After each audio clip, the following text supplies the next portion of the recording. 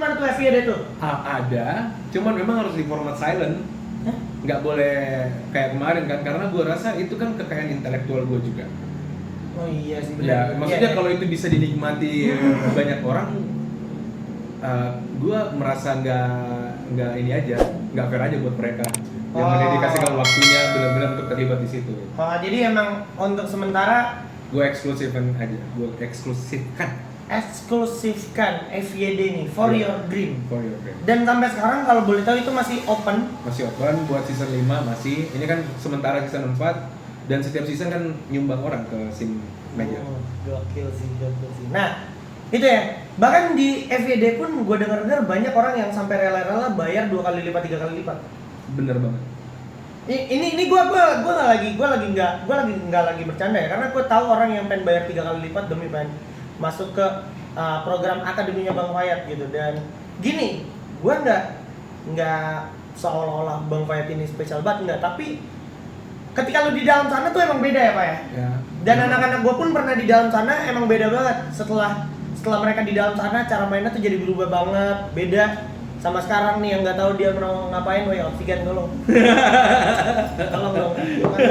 Tolong ya. Lanjut. FYD berarti tetap ada. Ada. Jadi buat teman-teman yang mungkin masih nyari akademi yang pasti yang berjenjang, lu juga ya modal, boleh dibilang modal sedikit lah. Ya. Sisihkan uang lu, Betul. ya kan? Itu. Karena ini ibaratnya lu sekolah, iya nggak sih? Sama banyak yang diajarin. Season 4 yang paling lama sih. Ini sudah berjalan 3 bulan.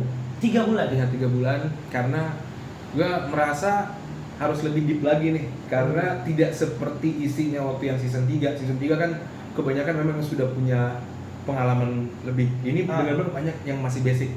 Masih basic durasinya gue perpanjang dan gak ada yang keberatan dan materinya juga lebih dalam jadi. Tuh. Jadi nggak ada ruginya lu belajar yang lebih spesifik daripada lu latihan ranked doang atau lu faster doang. Nggak masalah. Cuman maksud gua banyak aspek lain yang bisa lu pelajarin kalau lu emang udah dikerucutin sama jenjang yang jelas gitu, kayak jenjang akademik gitu. Betul.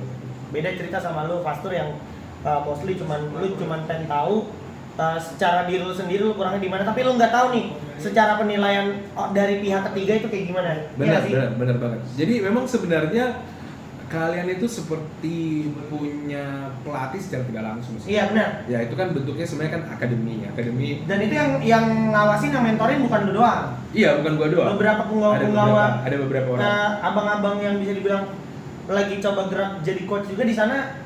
Bener terjun banget. juga ya. Bener banget. Iya. Bahkan yang dari sisi itu analis maupun coach sudah ada yang berhasil juga tuh. Gokil. Mantap Adi. Nah, Ya, boleh. Lu sebut nama ya? Gak apa-apa, itu kan Adi. penghargaan. Iya, betul. Nah, lanjut. Ini berarti lu masih banyak program-program untuk Free Fire. Kenapa sih lu bisa seniat itu untuk Free Fire ini? Emang lu pengen apa sih? Pengen apa di Free Fire? Pengen nyari duit doang kah atau emang? No, ini juga tentang legacy sih. Oh, Ya, legacy. As you know, gue udah punya anak kan. Nah, nama gue aja Fayat ini kan nama tengah anak gue. Oh, nama anak lu yang tengah Fayat siapa emang? Bari Fayat Labib. Oh, oke. Itu Halo, Bari. ya, jadi maksud gue ya ini salah satunya adalah tentang itu legacy. Yang berikutnya ya hidup gue memang cuman ini doang. Lu hidup di sini. Iya. Di sini di Free Fire ini. Iya. Dan Mau apapun yang sedang terjadi, gue lagi dalam keadaan baik-baik saja, tidak baik-baik saja, gue tetap di Free Fire. iya, jadi emang ini juga salah satu ajang bisa dibilang rebranding lu setelah kemarin brandingan lu itu Top Global Farewell. Iya, betul banget. Ya maksud gua apapun itu, gua nggak kemana-mana, boy. Tetap lu jalanin Iya, aja gua di Free nggak Fire. kemana-mana. Dan lu buktikan gitu ya. Iya, seperti itu. Kemarin gua dengar hidup lu cukup sulit yang pas lu di Mojokerto itu. Iya. Gua dengar lu sampai ini gua dengar dari Maybe ya. Oke. Karena Maybe waktu itu jadi anak Fayat juga yang tinggal sama dia, dalam artian anak tuh anak didik lah. Ya benar. Tinggal bareng sama Fayat, lu makan bunga-bunga tanaman yang di pinggir jalan. Iya benar. Serius Pak Fayat? Serius. Itu lu rebus, Iya, kita tumis. tumis. Nah, garam sama kecap udah. Sama potongan cabai kalau dapat. Kenapa lu sampai segitunya? Ya memang nggak ada apa-apa, nggak punya apa-apa, survive doang. Tapi kan waktu itu lu udah mulai ngeranin program sedikit banyak lu bisa lah harusnya buat makan. Enggak dulu. Belum, Itu buat itu internet berarti atau iya, buat listrik? iya buat semuanya, buat operasional. Anjir, Pak. Apalagi awal-awal kan program gue gratis semua. Oh iya, banyak program gratis waktu itu ya. Nah, sebenarnya kan program gratis itu ada yang biayain. Tiba-tiba Putus kontrak. pandemi. Oh iya, pandemi juga susah ya. Jadi sponsor-sponsor atau yang biaya ini hold dulu gitu ya. Oh, Wow. sampai tidak ada jawaban. Sampai sekarang? Iya. Sampai lu berdiri sendiri dan lu bekerja sama DG nih. Ya. Nah, jadi ngomongin DG nih sekarang, ya kayak itu bagian dari kisah Paita Pavayata lah, sampai lu pernah makan tanaman tuh sama Maybe, cerita Maybe sama gua. Bunga itu. Bunga ya? Iya, bunga. Makan tanamannya dalam artian ya kayak bayam-bayaman gitu ya? Iya, kurang lebih seperti yang ada di sekitar. Jangan yang negatif loh. Nah, ngomongin DG, ngomongin Elite Scream, gue lihat-lihat dia posisi DG ini benar nih. Ya, Officially.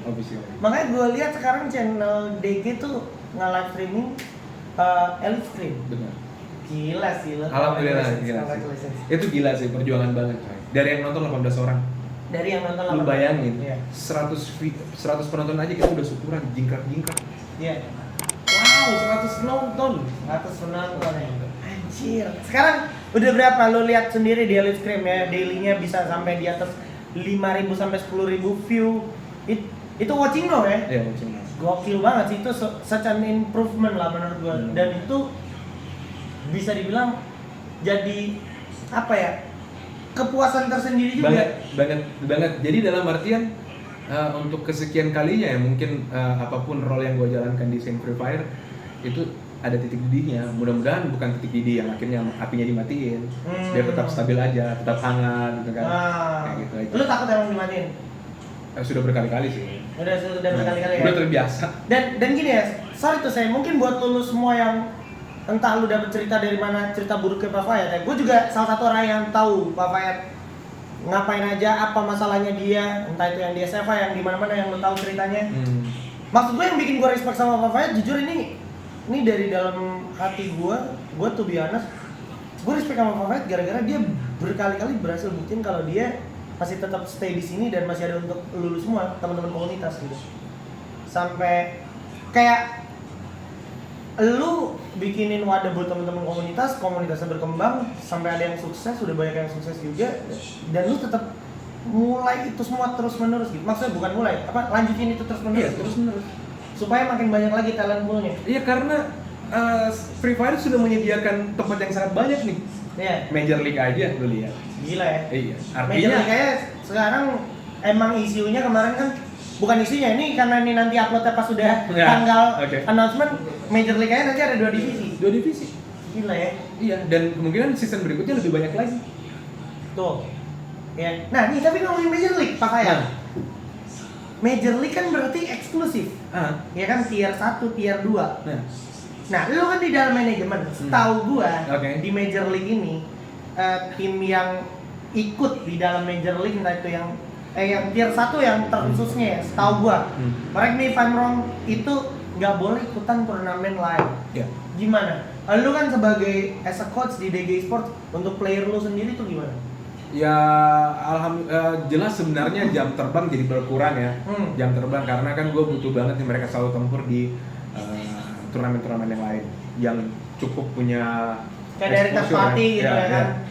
Cuman syukurnya di Major League ini kan juga ada beberapa fasilitas yang disediakan. Betul. Ya kan. Jadi gua rasa bedanya adalah kalau sekedar scrim ya mungkin beban buat player tuh tidak sebesar kalau ada third party ya. Tapi ya sudahlah, itu konsekuensi dari kita yang eksklusif. Eksklusivitas ini tentu ada bayaran yang sangat setimpal lah soal exposure dan sebagainya. Jadi maksud gue rasa wajar karena apapun yang berbau seperti ini memang punya ketentuan-ketentuan yang memang ketat. Itu untuk player. Nah. Untuk lu?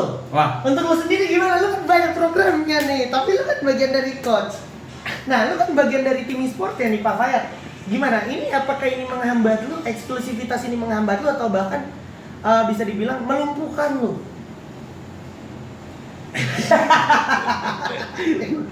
Ini bingung jawabnya nih ya. Sangat banyak keterbatasan. Lu dibatasin berarti? Batasin banget. Karena ini eksklusivitas Iya, eksklusivitas. Ya. Jadi maksud gua memang ini kan tanggal ini ya, baru ini ya. Iya. Jadi emang jelas gue kalau per malam ini gue masih berdiri sebagai coach nih. Nah, Ya, karena kalau sebagai coach gue nggak bisa muncul di acara apapun Betul. yang berbau third party turnamen. Ah. Gue nggak bisa ngecaster yang Tempat lain. Ya, tempat lain. Iya. Elite scrim gue sendiri Nah, gitu ya. event itu elite scrim lu sendiri. Iya, nggak bisa. Itu nggak boleh. Karena kembali lagi eksklusivitas. Iya.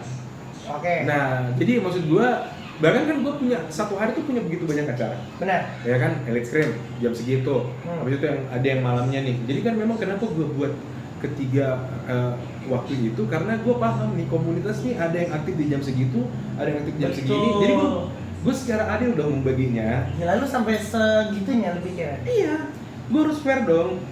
Yang jam 8 minta yang tengah malam dong, yang tengah malam bang yang siang dong, gue buatin semua. Nggak, tapi gini, lu tadi ngomong lu nggak boleh nge-cash event itu di elite scrim. Orang-orang di elite scrim nyalin lu semua. Ini klarifikasinya gimana? Ya Gimana nih? Masa elite scrim gak apa-apa fight gimana dong? Nih, klarifikasinya. ya mau gimana, maksudnya itulah konsekuensinya. Ketika lu ada di dalam satu tim e-sport. Ya ketika gue jadi coach, gue nggak bisa. Jadi ya who knows gitu kan, apa yang akan terjadi? Apakah gue mundur? Farewell dong.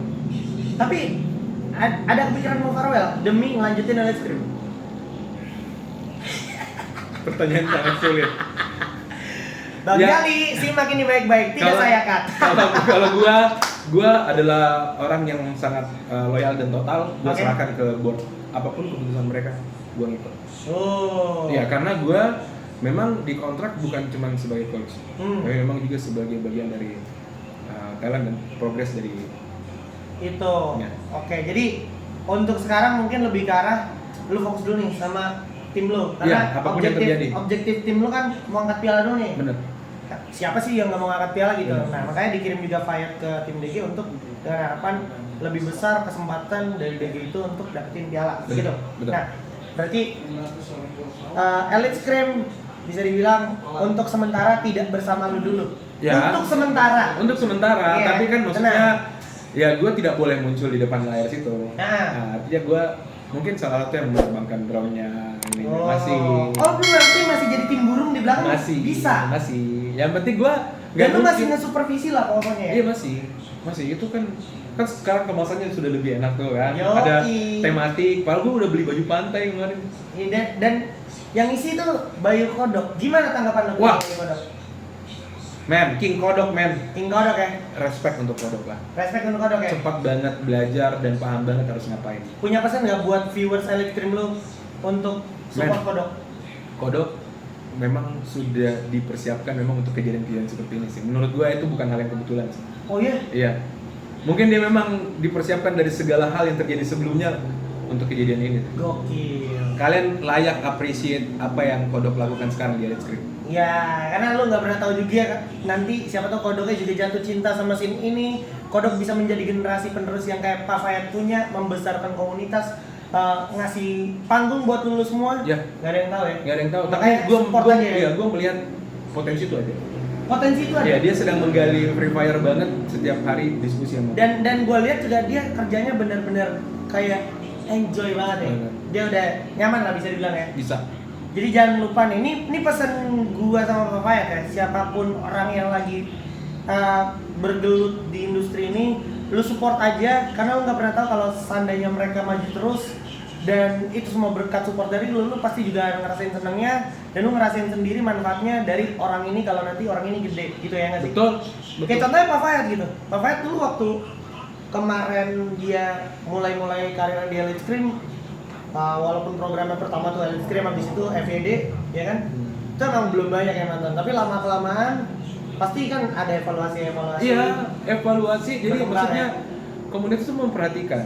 Mereka menyadari kok bahwa program ini bukan program-programan, Bener. bukan sekedar-sekedaran gitu. Benar. Ini memang dedicated to you guys. Iya, dan buat temen-temen yang tim e-sports yang kalau misalkan dibantai sama tim komunitas juga, mereka kesel juga. Kesel. Nggak ngerasa gue cuma latihan, enggak gitu ya. Iya. Nggak kayak di Faster, kayak kalau lu kalah di Faster ya udah nggak masalah. Iya, benar banget. Jadi dalam artian itulah intinya memang Elite Scrim adalah salah satu kebanggaan gue ya sampai sekarang, sampai di detik ini. Dan ketika pun gue tidak berkesempatan untuk muncul di depan layar, semangatnya ada di situ terus.